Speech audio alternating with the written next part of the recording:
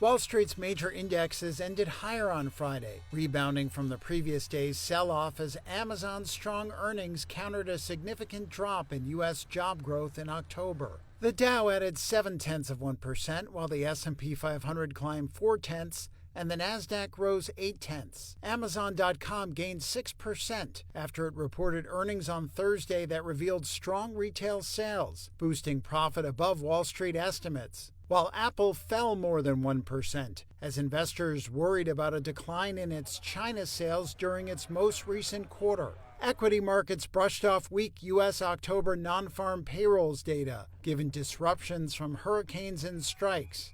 The data showed an increase of 12,000 jobs, much smaller than economists' estimate of a 113,000 rise.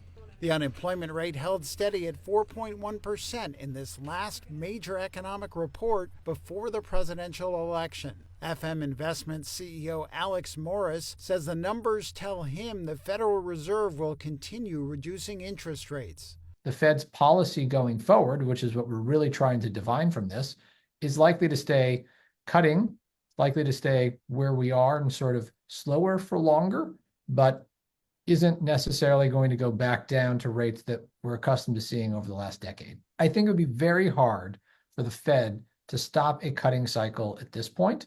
They could pause. They could take a prolonged pause, perhaps, but they have signaled to the market that they thought there was enough room to pre-bake in another cut when we heard from them 6 weeks ago.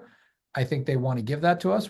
I think there's a good chance they give that to us in a week's time. Other stocks on the move included Intel, which jumped 8% after a better-than-expected revenue forecast from the chip company. And Chevron increased about 3% after the company beat third-quarter profit estimates on higher oil output.